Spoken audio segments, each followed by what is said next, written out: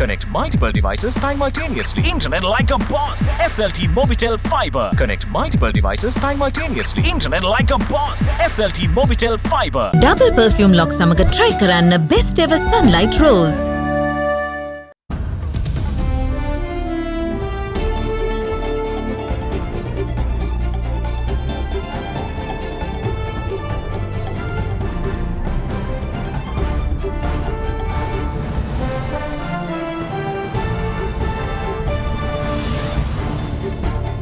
Tonight, hold your horses. The Health Minister says mandatory vaccine card carrying not on the menu just yet. Building up. The price of cement goes up by 100 rupees per 50 kilogram bag from today. How it used to be. Sri Lanka welcomed a brand new year of hope with a semblance of normalcy. New rules. Tuition classes, restaurants, cinemas and weddings get a 50% capacity restriction in the latest health guideline update. All that and much more coming up on First at 9. This Saturday, the 1st of January 2022. 100ක් දක්වා ඉසොරි නැති 100ක් සුසිනිඳු කෙස් කලමක් ලබා දෙයි. Dove Anti-Dandruff. From AdaDerana, this is AdaDerana First at 9. Live from Studio 24 in Colombo. Good evening and a very happy new year to you all. Welcome to First at 9. I'm Thamma Kekanayak. Now then, Sri Lankans for the first time since 2019 celebrated the dawn of the new year out and about on the streets and at various celebratory events reminiscent of pre-pandemic years.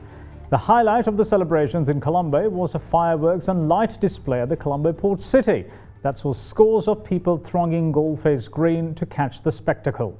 New Year celebrations across the world, however, have been marred by restrictions on large gatherings in face of COVID-19.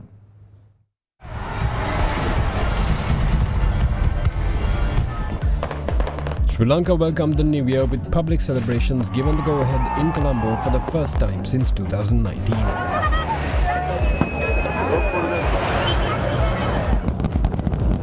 Fireworks displays were held in many parts of the country. However, it was the Colombo Port City display that took center stage. Hundreds of city dwellers were seen on the streets, joining in the celebrations throughout the night.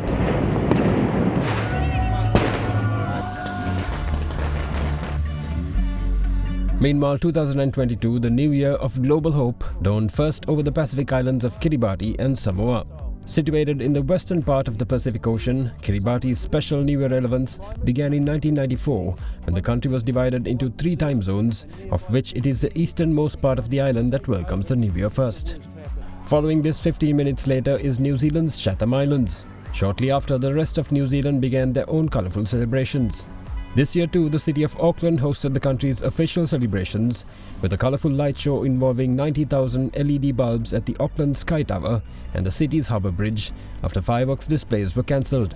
Next up is Australia, where celebrations centred around the iconic Sydney Opera House and the harbour bridge. Because of the country's COVID surge, crowds were far smaller than in pre-pandemic years, where as many as 1 million people would crowd the city.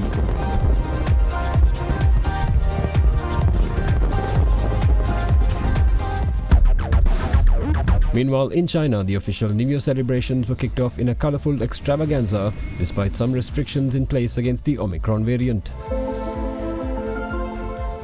Even in North Korea, celebrations weren't held back, with a massive public performance held in the country's capital, Pyongyang.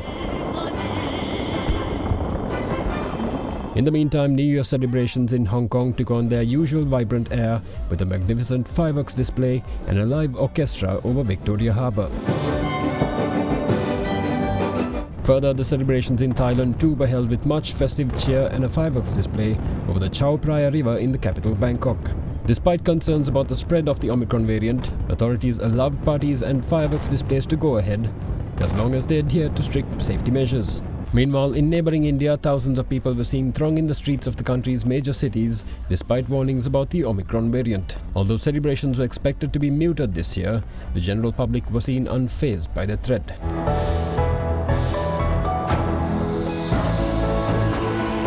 Meanwhile, celebrations in the United Arab Emirates were once again centred on the world's tallest building, the Burj Khalifa in Dubai. The tower was the backdrop for a stunning fireworks display, while a laser show took place at the nearby Dubai fountain.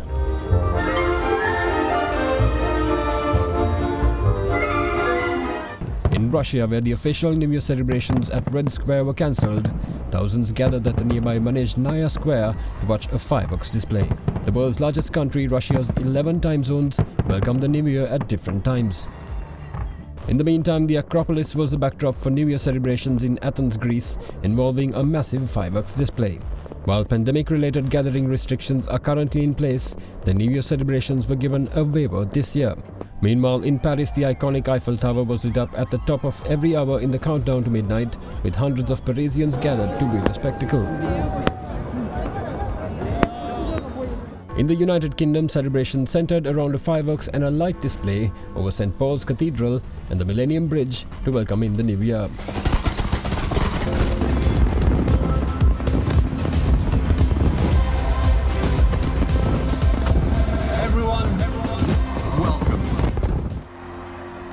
In the world's most iconic New Year celebrations at Times Square in New York, the festivities included a crowd of 15,000 gathered to watch the ball drop at midnight. However, this year's crowd was a far cry from pre-pandemic years, considered a fraction of its usual attendees. නියම ක්වලිටියට හැදෙන අලුත් ටියාරා රස පදමට අලුත් වෙලා.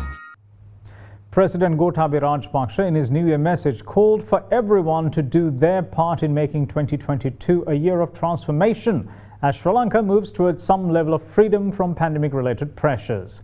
The head of state also called on the people to be resolute and move towards a prosperous future after reflecting on the challenges of the past. Meanwhile, Prime Minister Mahinda Rajapaksa called on the people to avoid the blame game, but do the right thing in order to move ahead. President Gotabaya Rajapaksa and Prime Minister Mahinda Rajapaksa engaged in religious observances at the historic Kiribati shrine in Kataragama last afternoon to invoke blessings ahead of the dawning of the new year.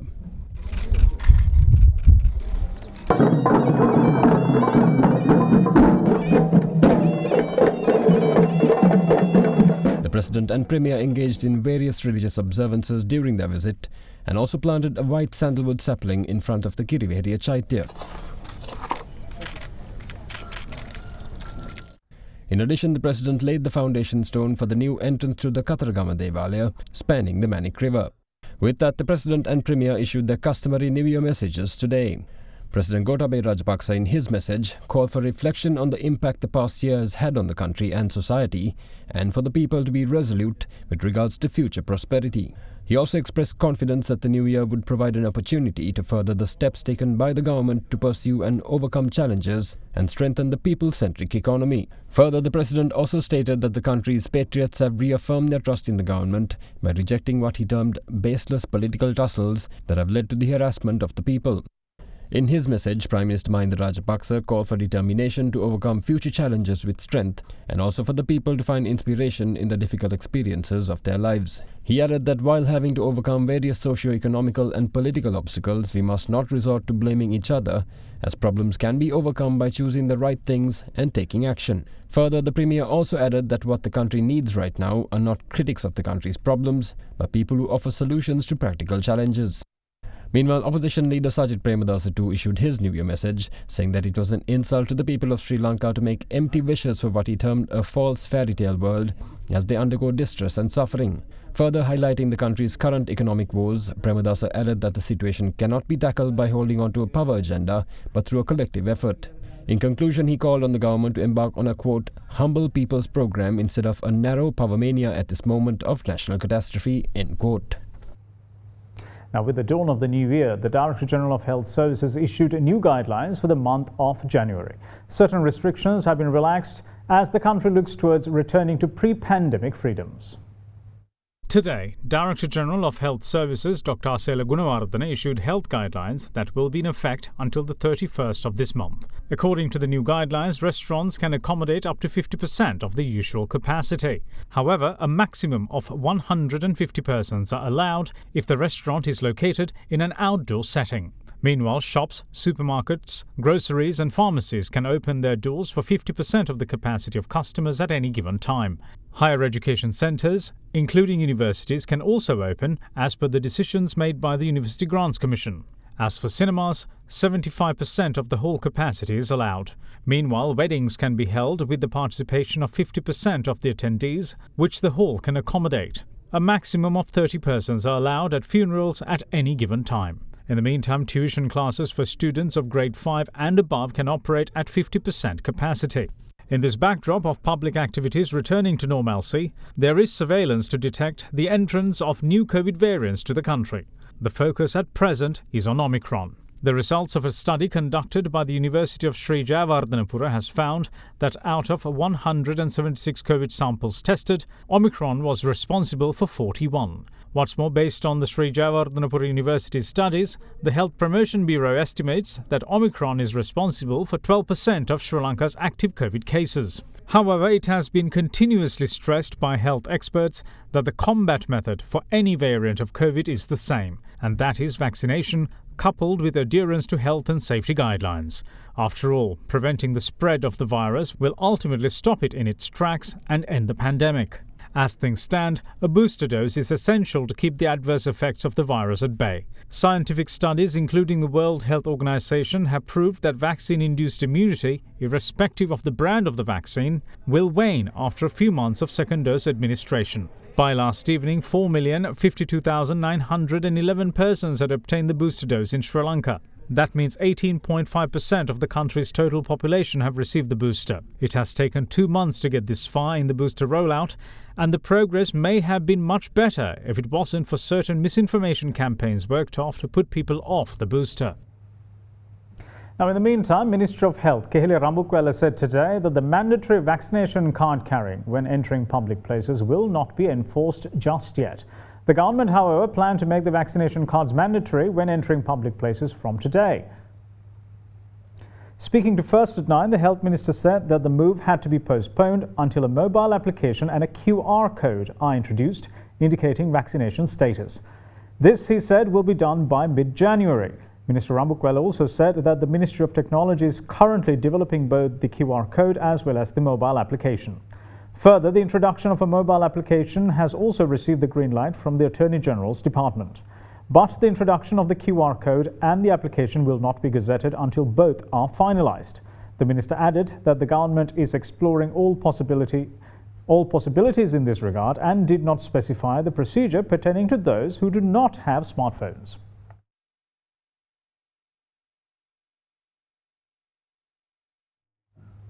Defence Secretary General Kamal Gunaratne says that human capital investment is vital for the private security service sector.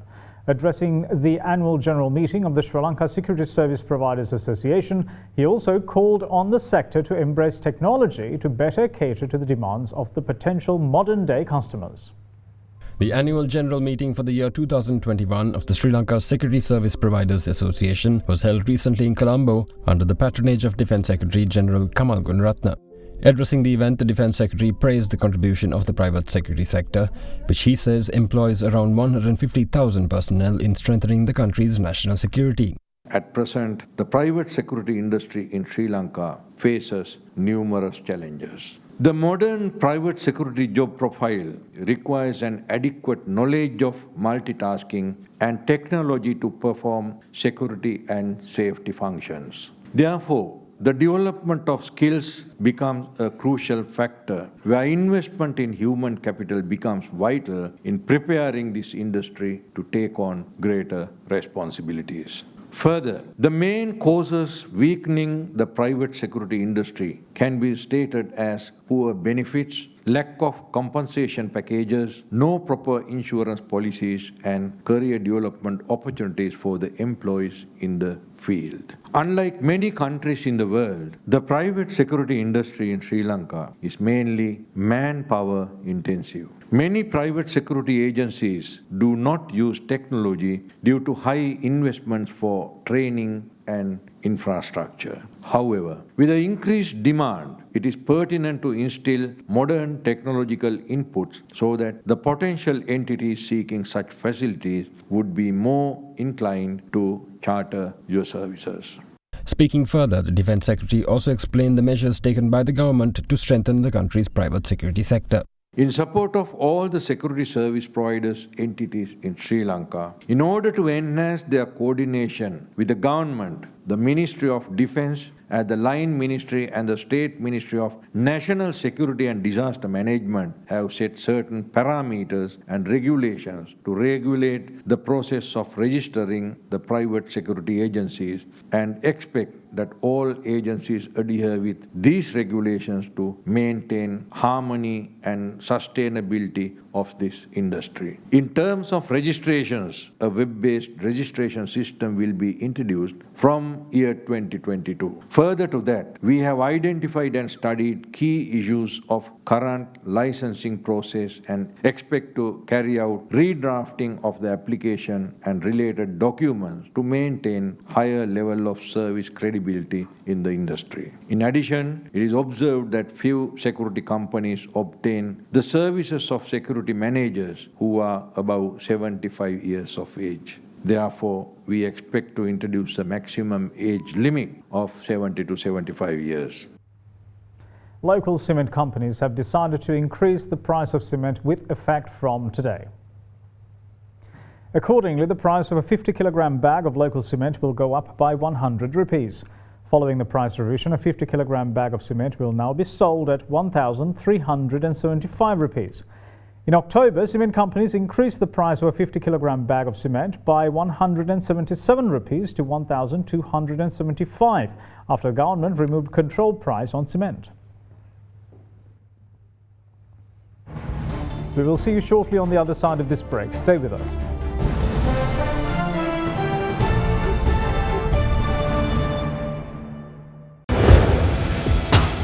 Big 3.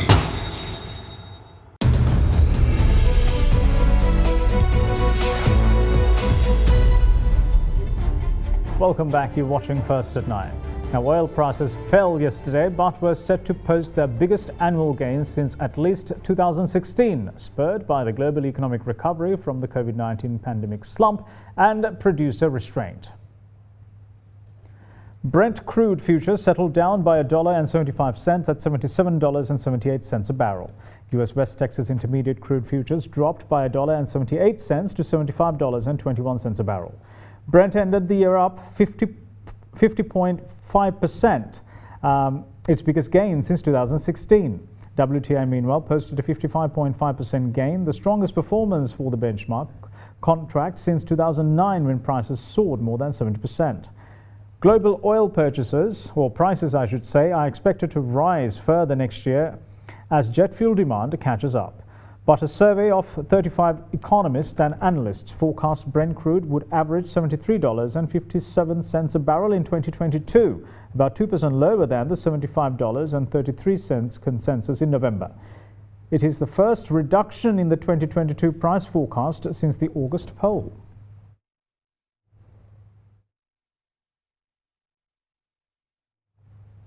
Global stock markets closed out 2021 with double-digit gains for the third year in a row, as easy monetary policy and a flood of fiscal stimulus helped propel an economic recovery from the pandemic. The FTSE All-World Share Index rallied 16.7% in dollar terms in 2021, surpassing the previous year's 14.1% gain, but coming up short against the blockbuster 24% jump in 2019. Investors came into 2021 bullish about the year ahead, with vaccines beginning to be rolled out and pent-up demand expected to result in an economic resurgence. The rise in global stock market has been particularly pronounced in the US, with Wall Street's blue-chip S&P 500 gauge climbing almost 27% this year, led by a close to 50% surge in energy stocks as oil prices have soared. This was followed up with a more than 40% rise in real estate stocks.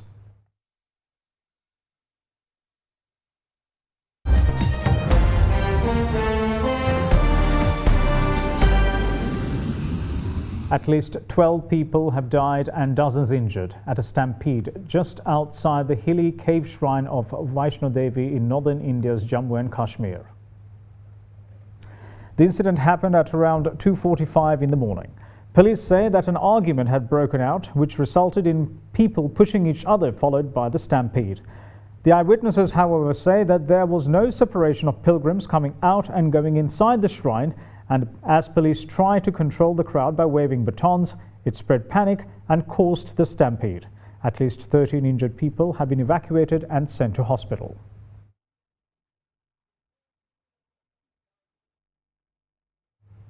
Pope Francis used his New Year message today to issue a clarion call for an end to violence against women, calling it an insult to God. The 85-year-old pontiff celebrated a Mass in St. Peter's Basilica on the day the Roman Catholic Church marks both the solemnity of Holy Mary, the Mother of God, as well as its annual World Day of Peace. Pope Francis wove his New Year's homily around the themes of motherhood and women and used it to make one of his strongest calls yet for an end to violence against them. Francis told the gathered that since mothers bestow life and women keep the world together, we must all make greater efforts to promote mothers and to protect women. Highlighting how much violence is directed against women, the pontiff said enough is enough, and hurting a woman is considered an insult to God, who became man through a woman. Last month, the pontiff told an Italian media outlet that men who commit violence against women engage in something that is almost satanic. Santa Madre di Dio.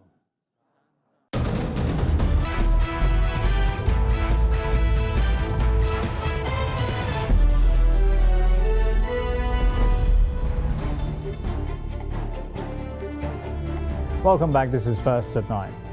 US Open champion Emma Raducanu has withdrawn from this week's Australian Open warm-up tournament in Melbourne, having just come out of isolation after testing positive for COVID-19. Raducanu, who became the first qualifier to win a Grand Slam when she triumphed at Flushing Meadows last September, pulled out of the Mubadala World Tennis Championship exhibition event in Abu Dhabi last month after contracting the virus. The 19-year-old was scheduled to headline one of the two women's WTA 250 warm-up tournaments taking place at Melbourne Park from the 4th to the 9th of January. Raducanu, who received an MBE in the Queen's New Year's Honours List, said that the timing to compete in the first Melbourne event this week is too soon for her, having just returned from isolation. The world number 19 is scheduled to compete in the Sydney Classic later this month before making her debut in the January 17th to 30th Australian Open.